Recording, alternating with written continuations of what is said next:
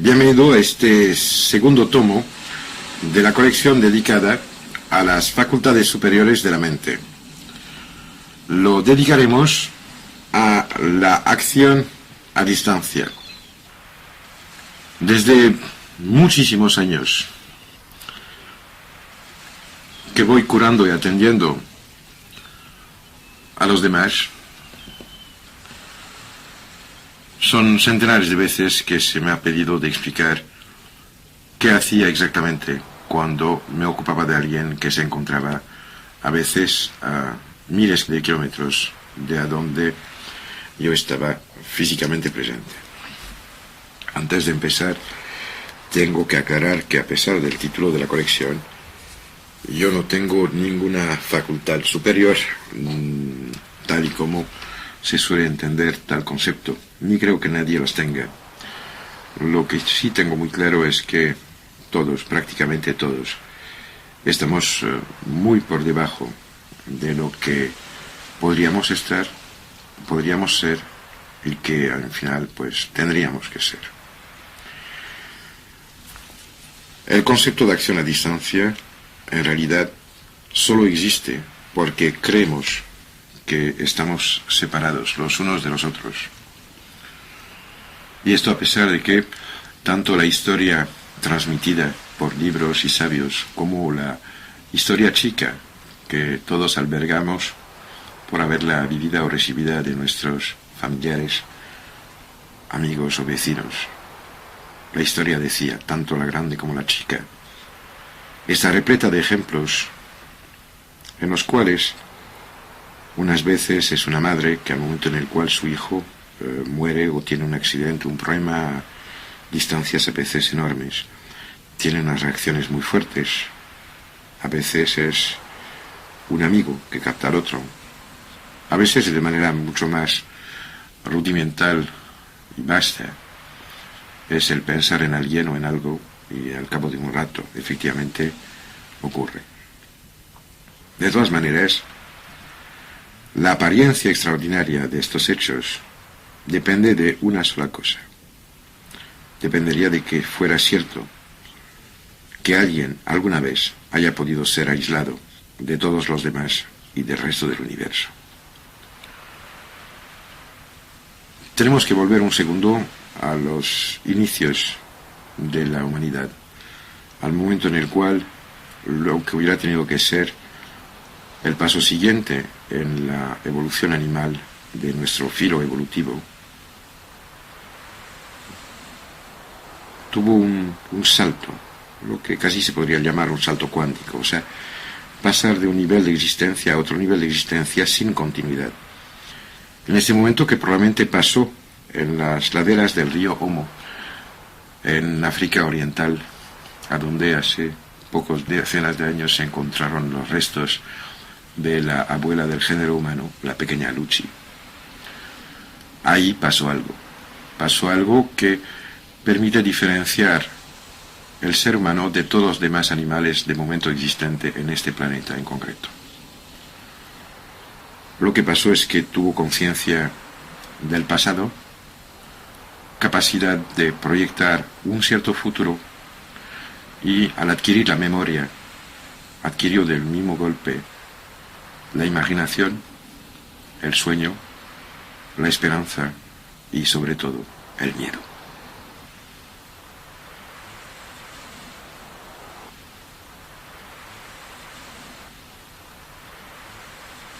Desde siglos y milenios, tanto los filósofos como los fundadores de religiones, profetas, iluminados, inspirados y, por qué no, visitados por una conciencia divina, nos hablan de lo mismo. Tenemos que ir paulatinamente, todos, al final, la misma dirección. Si uno se para un segundo a examinar a dónde apunta este dedo venido de la lejanía del tiempo humano, siempre se encuentra en el mismo sitio. Todo ocurre como si Dios quisiera que fuéramos Él. Entonces, ¿qué pasa? Es una idea terrorífica. ya que implica que estemos cargados de un destino que escapa y de mucho a las limitaciones inherentes a nuestra condición actual de ser vivo bípedo con un tiempo de vida como mucho de 100 años de la manera más habitual. Frente a esos dos infinitos, uno que apunta hacia el porvenir divino, reintegrando la conciencia en una metaconciencia cósmica, y la sensación terrorífica de aislamiento que hace que nos sentimos como islas perdidas en medio del océano o como el árbol que va a ser talado en medio de un bosque frondoso. Entre esos dos infinitos, pues la conciencia, para sobrevivir, escogió la solución más fácil. Probablemente ahí está todo el problema. Decidió aceptar de estar aislada y por lo tanto de únicamente tener como información sobre el resto del universo la que le estaba proporcionada por la zona sensible de su frontera exterior, que en realidad es ni más ni menos que la diferenciación de nuestra superficie, la piel, en varios sectores de sensibilidad a tipos y niveles vibratorios diferentes.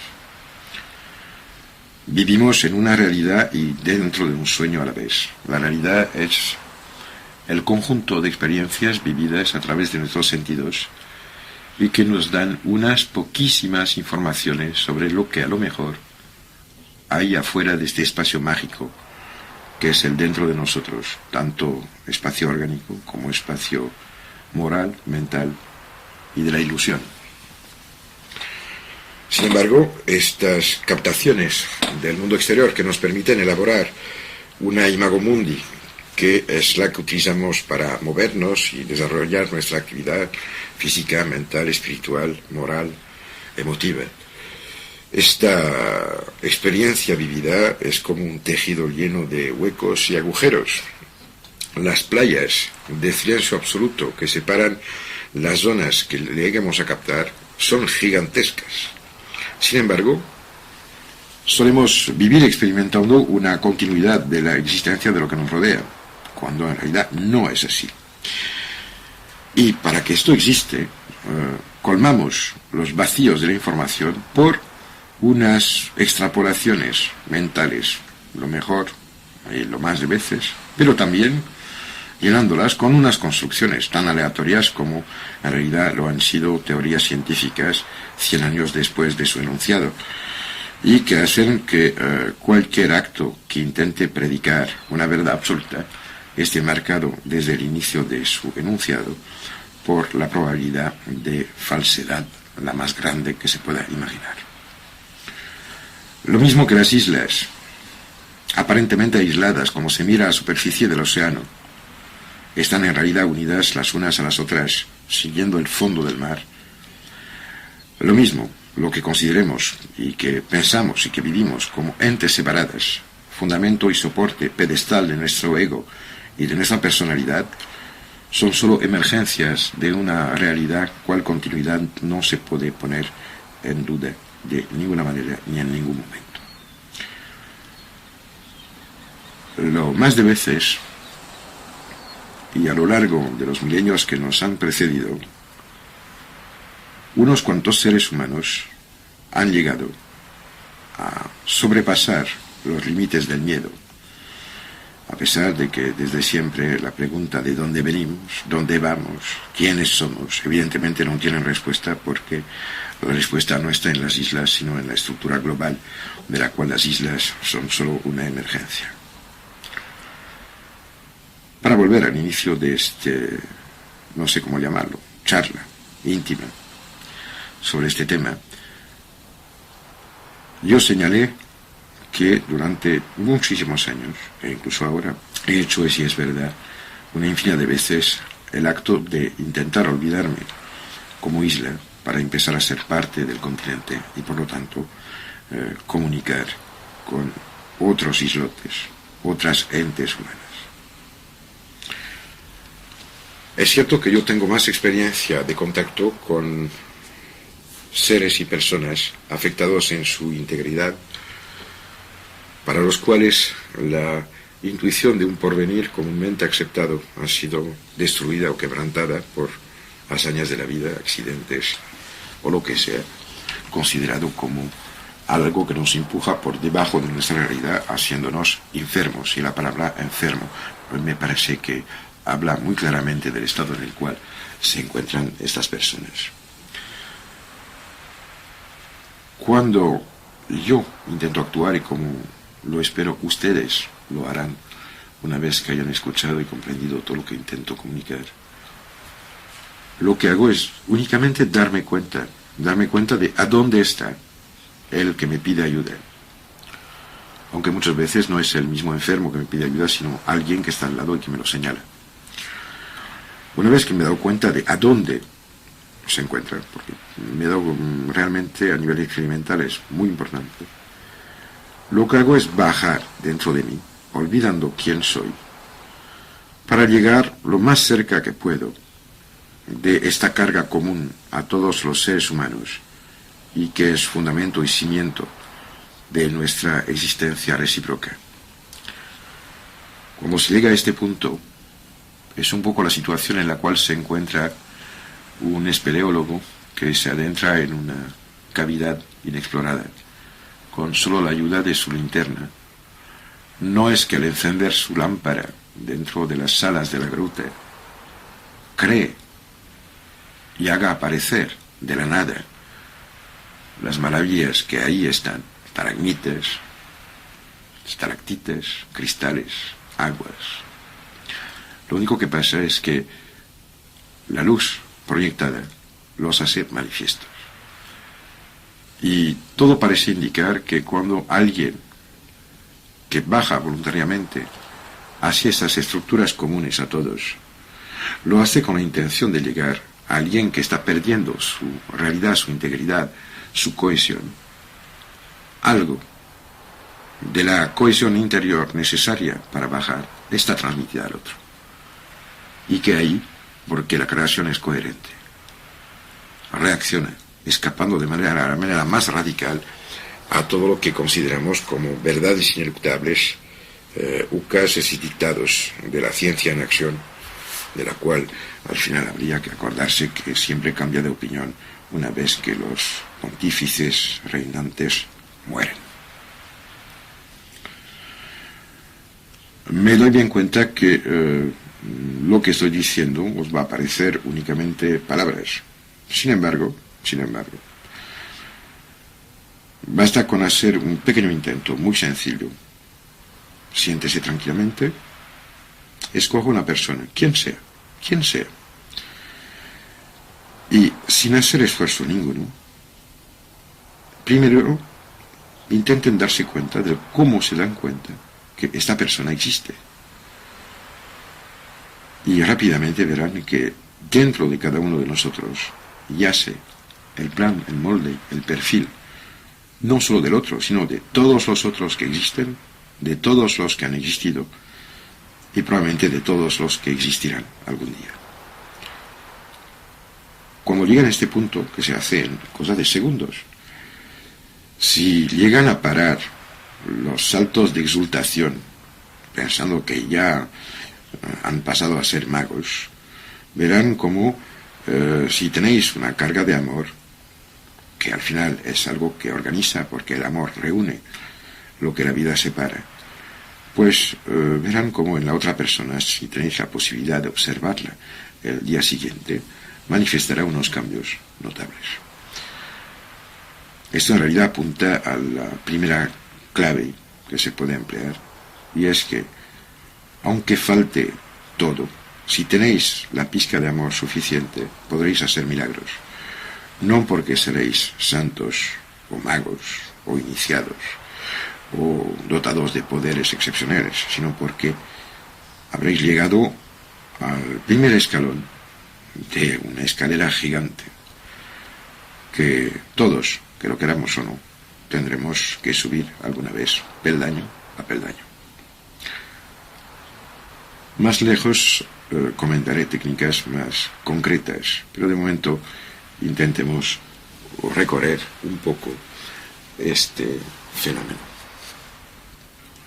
En realidad, cuando nos damos cuenta que el universo vivido está hecho muchísimo más de la materia conceptual nacida de nuestra imaginación y de nuestro deseo de colmar los vacíos del no captado del universo, lo que en realidad pasa es que nos damos cuenta que al vivir dentro de una idea, el paso siguiente es darse cuenta que probablemente todo es idea.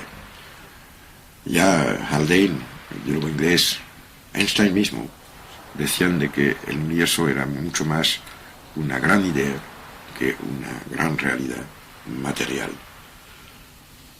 A este momento, la pregunta que a mí me vino a la mente hace muchísimos años de esto era, si es así, ¿cuál es la conciencia que está detrás de lo que he experimentado? Porque si alguien puede experimentar lo que yo estoy pensando y soñando para él, igual estoy yo viviendo, experimentando algo soñado y deseado por otro.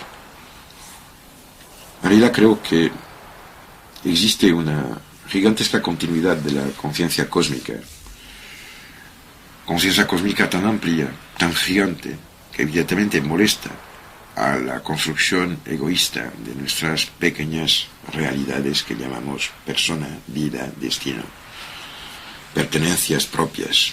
Y claro, en contra de esta gigantesca continuidad de conciencia, luchamos de la manera más feroz que sea, erigiendo barreras que permiten decidir y saber, o tener la impresión de saber siempre y permanentemente a dónde me paro yo y a dónde empieza el resto. Esta defensa de los límites y de los interfaces, que hace que para que el ser exprese una voluntad hace falta que esté totalmente constituido y por lo tanto totalmente aislado, es la paradoja fundamental que hay que eliminar para poder acercarse al universo de lo que por fuerza tengo que llamar de algún nombre y que por eso he bautizado las facultades superiores de la mente. En realidad no es ni una invención mía ni de ninguna manera un descubrimiento reciente. Basta volver a leer, como espero que ya lo han leído todos, el Tao Te Ching, para encontrar ahí dentro que la única cosa que impide de encontrar por dónde pasar para llegar al camino es la gana de encontrar por dónde pasar para encontrar el camino. El nivel de tranquilidad, y digo tranquilidad porque no presupone de abandonar nada, pero presupone únicamente de quitar las barreras que hacen de que el campo suyo esté cercado, limitando la penetración de sus vecinos. No quiero quitar nada a nadie. Pido únicamente de que dejen caer las barreras y se darán cuenta rápidamente que no hay ningún campo que haya invadido ningún campo del lado en todo lo que hay de historia del terreno en nuestro planeta.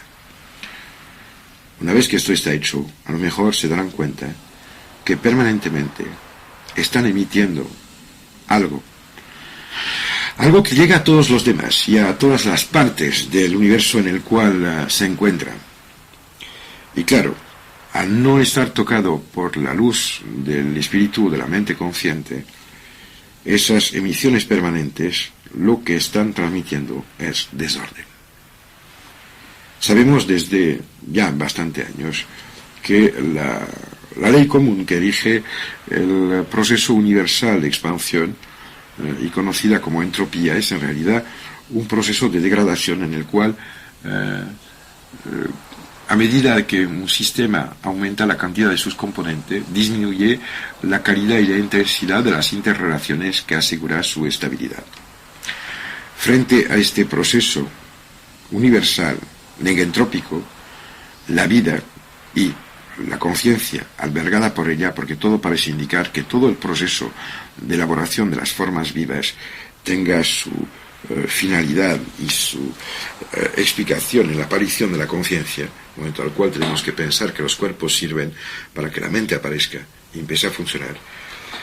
Pues la vida se opone al desorden universal porque la vida al final es negentrópica. Quiero decir que la vida tiende a organizar todo lo que le viene de las sustancias del mundo exterior, plasmarlas, elaborar con ellas estructuras capaces de reproducirse, introduciendo una estructura común, repetible e identificable dentro de este mundo que al final es el caos. La creación está muy lejos de estar acabada, está en realidad en curso permanentemente, y el hecho de actuar a distancia no es ni más ni menos que transmitir parte del orden estructural albergado por cada vida que albergue o soporte conciencia a otro tipo de vida o a otro punto de emergencia similar que lo necesite. Con lo cual, aparentemente nos estamos alejando del tema inicial, pero si se paran un segundo o escuchan otra vez lo que he dicho, se darán cuenta que no es así. Claro, antes de pasar a ejercicios concretos y a los aspectos más anecdóticos de todo este proceder, hay que mencionar que todo lo que toca la conciencia queda definitivamente plasmado en ella. O sea, quiero decir que a pesar de que no esté totalmente consciente, ni muchísimo menos ahora, la gran conciencia que corresponde a la totalidad de la humanidad viva y de la que vivió y probablemente de la que vivirá, esta supermente de la cual cada una de las mentes existentes es solo una emergencia particular, un cristal frente a una montaña de cristales, está dependiente de la calidad de actos interiores que haremos. Está dependiente también del desinteresado que sean nuestros actos y movimientos. Y al mismo tiempo, a medida que uno, practicando esta forma muy sencilla, a pesar de elevada, del amor al prójimo, habrá introducido su pequeño esfuerzo a la elaboración de la gran conciencia de la supermente de la humanidad, se tiene acceso, y le juro que es una experiencia prodigiosa, a lo que ya ha sido descrito por místicos, extáticos, profetas, visionarios, a lo largo de los milenios, que de manera más reciente ha sido bautizado desde el final del siglo pasado, y la intervención de Elena Petrovna Blavatsky, como archivos akáshicos, que en realidad es el conjunto de las huellas que corresponden a la memoria de la humanidad. Hablo de esto porque estoy bien consciente de que somos un poco todos como el burro a quien hay que enseñar alguna zanahoria para que siga caminando. Le garantizo que vale la pena de hacer este antiesfuerzo, que es el de dejar que se funda un poco la sustancia cristalizada de su ser y su conciencia momentánea, para dejar paso a la existencia ajena, sabiendo sobre todo que nadie está solo nunca, y que su cohesión no depende de sí, depende también de la cohesión del otro. Y espero que entiendan para siempre que el amar al prójimo como a uno mismo en realidad es únicamente dejar de impedir que la luz pase.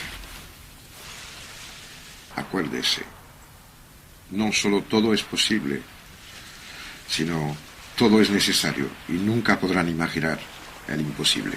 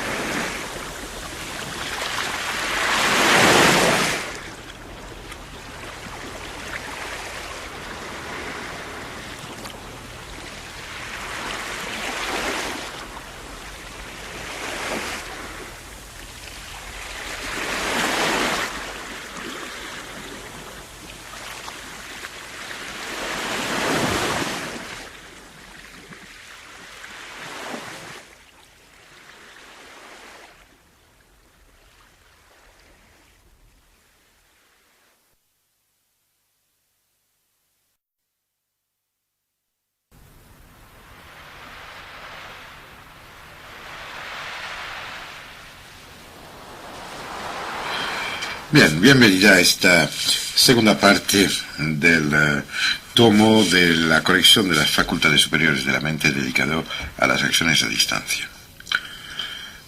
Primero me voy a ocupar de una especie de resumen que hemos hecho haciendo una síntesis de una cantidad brutal de cartas recibidas en los 2 últimos años y que todas pedían de una manera u de otra precisiones sobre este tema.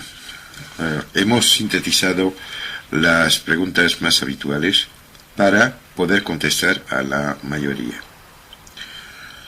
El orden de las preguntas y de las respuestas no obedece a ningún tipo de ley, sino que hemos intentado que la secuencia tenga no una coherencia, pero sí una especie de linearidad que permita enlazar una pregunta y su respuesta con las otras. La primera pregunta, la más frecuente de todas, es ¿qué ocurre cuando se actúa a distancia? Bueno, creo que lo más fácil es decir lo que hago. Suena el teléfono. Generalmente una voz angustiada me dice que alguien X tiene un problema, habitualmente es un problema grave, que se llama así y así, que se encuentra en tal sitio, con lo cual siempre pregunto en qué plantas se encuentra para saber si está cerca o lejos del nivel de la tierra, y se cuelga el teléfono. A este momento intento liberarme de presiones orgánicas, o sea que concretamente voy a los servicios, me lavo, busco un sitio tranquilo, ni en la oscuridad ni en luz fuerte, me tiendo, buscando tener una orientación este-oeste. No la puedo justificar, pero me he dado cuenta que funciona mucho mejor si tengo la cabeza al oeste y los pies al este. No es una norma, pienso para todos, pero para mí es así.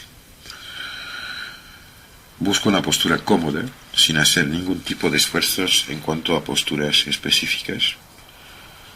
Y apenas me siento un poco bien, cierro los ojos y procuro olvidar quién soy. Hace años yo empleaba un truco que era derivado de un juego que hacía cuando era muy niño. El juego era coger una palabra común como, no sé, plato, tenedor, X, flor, y repetirlo sin parar. Flor, flor, flor. Al cabo de 2 minutos de repetir la misma palabra, de repente había una especie de colapso mental que hacía que sí, él salía un sonido, pero ya estaba totalmente desprovisto de sentido, significado y contenido. Había rota la conexión entre la palabra y la cosa de la cual la palabra intentaba ser el símbolo. Hago algo un poco parecido conmigo mismo, buscando en que mi ente se funda. No es un acto de voluntad, no es un acto de fuerza, de poder, de violencia, ni de densidad energética, no. Es, no al contrario, pero algo muy diferente. Me intento disolver, manteniendo únicamente en la conciencia el nombre, que es lo más fácil, el apellido a veces, pero siempre a qué altura se encuentra y qué edad tiene, intentando captar lo que representa la cadena de días, 365 cada año, y de noche, las horas, el peso del tiempo. Y cuando esto empieza a estar en marcha, pongo ahí todo el cariño que yo tengo dentro, no el que puedo dar, sino como todos, toda la carga dibujada por la necesidad de recibir. Solo sabemos lo que queremos, no lo que hemos dado. Y es un proceso que aconsejo a todos de intentar, aunque no sea para curar, que lo hagan para querer o para saber. Y hago esto durante un tiempo que no puedo medir, pero que nunca ha pasado de 10 minutos. Lo increíble es que no solo funciona, porque claro, son miles de veces en las cuales lo he hecho y con resultados que a mí mismo me alucinan. Pero además, no siempre, pero en numerosas ocasiones, he podido constatar con certeza, porque tengo los ojos de amor de mi mujer y de mi hijo, que me lo han confirmado. Porque pregunto, porque no estoy seguro de nada al final. Pues hay cambios sustanciales que intervienen, tanto en la pinta de mi cara como en mi peso orgánico. He llegado a perder varios kilos en esos experimentos que se recuperan enseguida. No es una técnica para fundir siguiendo comiendo porquerías, no se lo crean. Y no hay ninguna indicación que permita saber, haga esto y esto funciona. No, si lo hace, hay una especie de plenitud que viene al espacio interior y que es una certeza, no certeza de la curación del otro, pero la certeza de que sí, ha ocurrido lo justo, lo que tenía que ser. Y cuando es así, pues abro los ojos, vuelvo lentamente en mí, quiero decir que vuelvo como todos a reconstruir mis fronteras, porque si no estaría desperdigado probablemente en el suelo interior. Me levanto, me vuelvo a lavar y vuelvo a las tareas diarias de la existencia. Habitualmente en los minutos que siguen suelo llamar o a la persona que me ha llamado para que me den información sobre los resultados obtenidos, porque siempre temo de engañarme a mí mismo y de creerme que he conseguido algo que en realidad no ha pasado.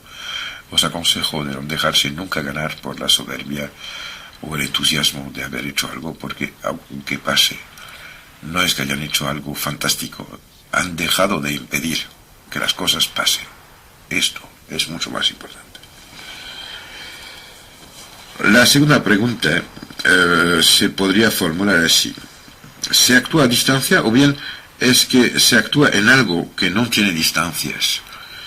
Si habéis escuchado la primera parte de este tomo de la colección Facultades Superiores de la Mente, creo que ya he contestado, en el sentido en el cual la única manera de proceder es efectivamente de dejar de defender ferozmente una existencia aislada para volver a beber del fondo común y comunicar la parte de orden que cada uno tiene y hacerla cómplice de otro orden que se está deshaciendo, que es el proceso del enfermo y de la enfermedad. La pregunta siguiente dice: ¿se envía energía o se utiliza energía? Y también pregunta en la misma, porque es una sola pregunta, ¿por qué hace falta un intermediario? Eso es muy importante. En realidad, lo normal sería de que nadie nunca me llame, porque todos tendrían que ser en cualquier momento capaces de hacer ellos mismos esta bajada hacia el fondo común y beber a las fuentes inagotables de la estructura de la humanidad. Problema. Al final, muy poca gente llega a conectar con el gran ser de la humanidad, del cual, si fuera un océano, seríamos cada uno de nosotros únicamente unas gotas salpicadas. Entre otras cosas porque la enfermedad, que es pérdida de memoria y pérdida de coherencia, va siempre acompañada por un movimiento de tipo pendular que hace que se intenta ferozmente defender las estructuras limitadas y limitativas que impedían a los demás de entrar, y que en este caso impiden a él de dentro de salir, como un idiota que construye una torre desde dentro y cuando ha acabado está en la cárcel. La pregunta siguiente es muy gorda, porque toca uno de los temas que más me revuelven desde siempre. Dice: ¿y por qué a veces se cura la gente que recurre a mí sin ni siquiera haber llamado? Esto en realidad tiene que ver con precisamente lo que contaba antes, este contacto permanente, esta realidad continua que hace que no existe fractura ninguna entre alguien y otro. Lo que hace que el niño que muere en Soweto, en Sudáfrica, hace que algo en su organismo está muriendo. Hace que dentro de cada uno de nosotros, de su realidad, de cada uno, la suya, la mía, algo está muriendo.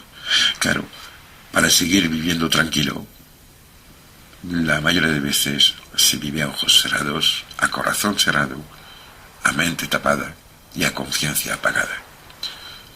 Si están escuchando esta cinta es que queréis, o por lo menos esperáis, todo el contrario.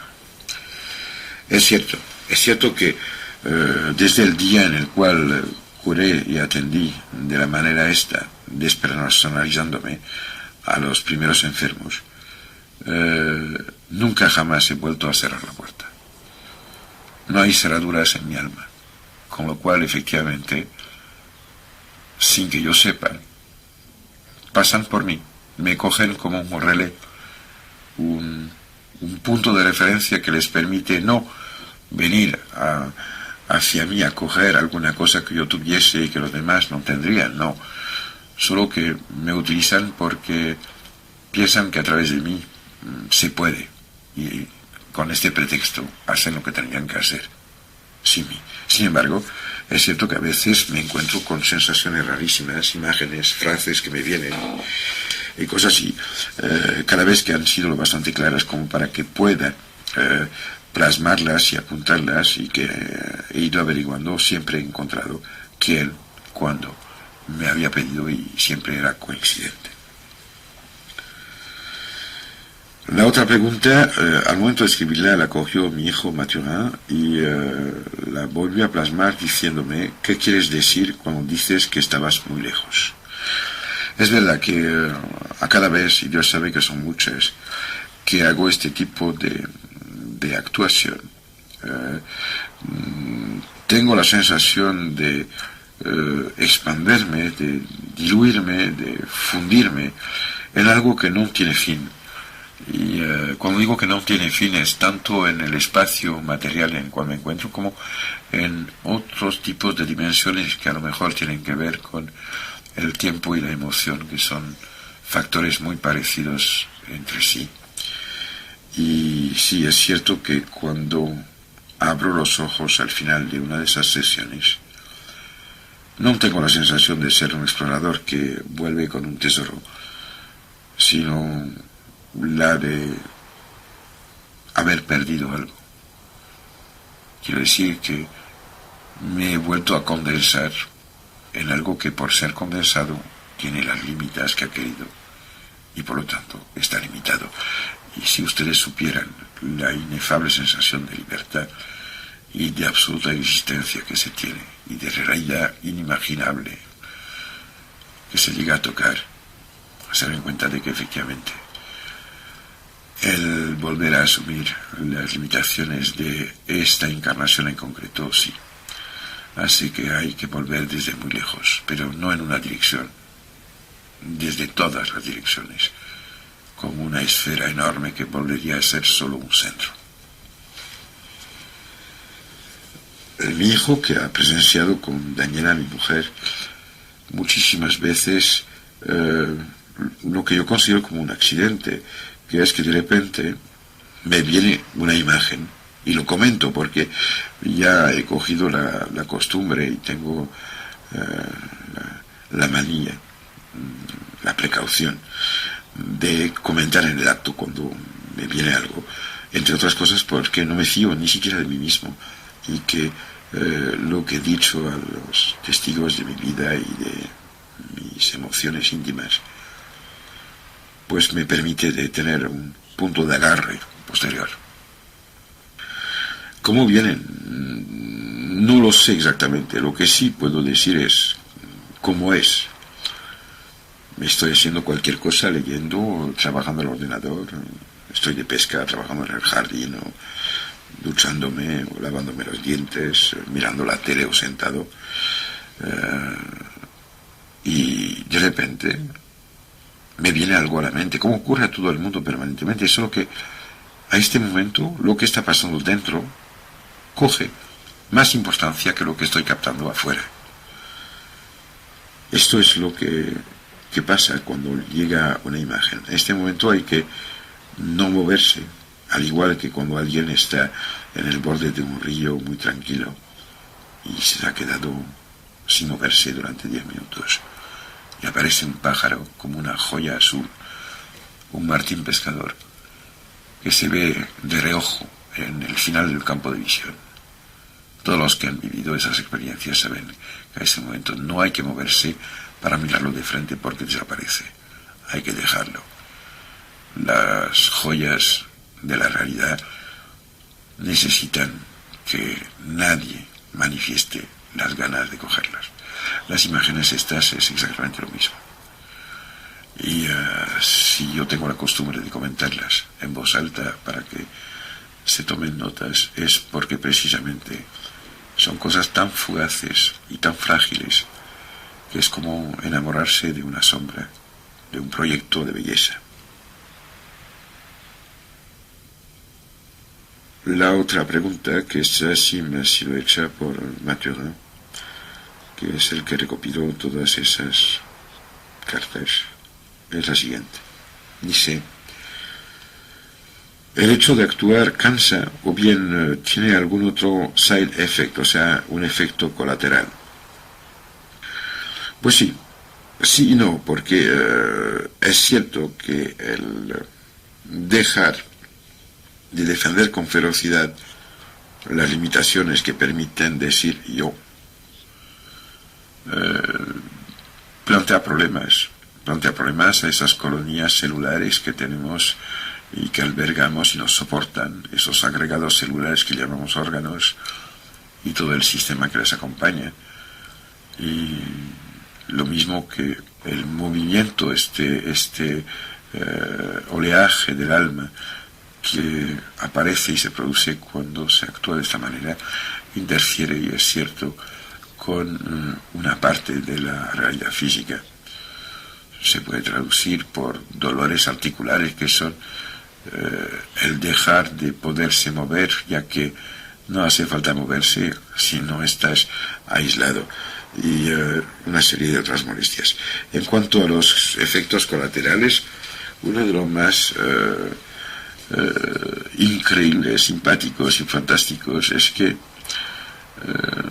a cada vez, sin ninguna excepción, que la disolución del ego se ha conseguido, habitualmente en un tiempo relativamente corto, que decir menos de 2 días después, aparecen marcas de simpatía que pueden ser de todo tipo, o sea que yo he tenido desde estar comiendo mi desayuno afuera de casa con un pan tostado y ponerlo en el borde de la pequeña mesa y ver que si iba a caer llega un pájaro que se pone de pie sobre la loncha de pan, equilibrando del lado de la mesa el peso de esto que iba a caer. Me dirán que es casualidad, pues vale, es la casualidad. La cosa que cuando se repite la casualidad deja de ser tal. Y estoy desde siempre muy sensible a estos guiños de cariño del universo, y los tengo muy en cuenta. Ahora vienen otra serie, otra batería de preguntas gordas. La más frecuente, aunque para mí la más molesta probablemente, dice: ¿dónde se aprende este tipo de actuación y cómo? Tengo ganas de contestar que ¿dónde se aprenden? Dentro de uno mismo. ¿Y cómo? Dejando de poner fronteras y limitaciones, dejando sin miedo ninguno de que surja desde el más hondo del ser nuestro esas riadas de luz, de amor, de felicidad que solo conocemos por su falta cuando nos quedamos muy arriba, muy por encima de la tapadera que hemos puesto sobre nuestra realidad íntima. ¿Cómo? Realmente, si estáis escuchando esto, es que tenéis la gana la gana de saber cómo actuar a distancia. Uno será porque quieren ser más que los demás y que los demás les necesiten. Otro será porque piensan que la única manera de dar un sentido a lo que son o a su vida es de hacer algo extraordinario, porque hace tiempo que ya no se quieren, no se estiman, ni tienen ilusiones en cuanto a ellos, a sí mismo. Todas las motivaciones estas son lícitas, aunque para mí injustas, porque la única manera de hacer esto es precisamente para no obtener nada y no tener ninguna otra satisfacción que la de haber ayudado a que las cosas que tienen que ser sean. Nadie nunca podrá oponerse al destino de otro, y tampoco es posible de interferir con designios nacidos en la lejanía de las conciencias cósmicas que sobrepasan y de mucho el alcance hasta incluso de las partes más altas de la imaginación, la creatividad o el deseo humano. Lo mismo tendría que decir en cuanto a las reglas. No hay reglas, no hay normas, no hay nadie que dicte nada. Y realmente me gustaría que cada uno, tú que me escuches concretamente, haga intentos chicos. No intentes subir al Everest, súbate a la primera colina que tenga a tu alcance. Intenta únicamente atender en algo muy pequeño a alguien muy cerca, y sobre todo no lo digas a nadie. A nadie, nunca. Porque lo mismo que durante todos esos años me he negado a hablar. ¿Por qué? Porque cada semana la gente podía venir y sentarse delante de mí y preguntar, haciendo de lo que para mí es una norma y una obligación, hacían una situación excepcional, como si hubieran sido elegidos, como en realidad eran ellos que me habían elegido a mí, y que el que tenía que agradecer era yo y no ellos. Si respetáis 2, 3 cosas muy sencillas, como la discreción, el silencio, el amor, van a pasar cosas que van a cambiar sus vidas. Ya nunca más, jamás, habrá la posibilidad de que se encuentren con una noche tan oscura como para poder impedir que el más mínimo atisbo de la luz del Creador pueda lucirse dentro de sí mismo, de sus ojos, aunque estén cerrados, de su alma, aunque esté cansada, y de su espíritu, aunque ni siquiera se crea que lo tiene.